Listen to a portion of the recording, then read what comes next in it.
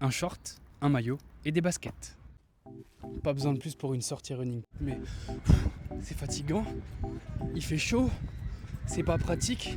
C'est quoi le plaisir en fait? C'est un peu pour faire un reset mental, on va dire. Tu penses à rien, t'es bien. Après le travail, ça fait du bien de se vider la tête. Surtout comme je fais un travail en bureau où je reste assise toute la journée. En France, il y a environ 12,4 millions de joggers et rien qu'à Bordeaux, ça prend des proportions dingues. Les dossards pour le semi-marathon, le 10 km et le 5 km, prévus le 9 novembre, se sont arrachés en un claquement de doigts. Cette fascination pour la course, elle se retrouve aussi dans les magasins spécialisés. Ça va du coureur tout juste débutant à l'athlète confirmé. Ce que recherchent aussi avant tout les clients principalement, ça va être du conseil. Ils veulent être sûrs de pouvoir choisir la bonne paire ou le bon équipement.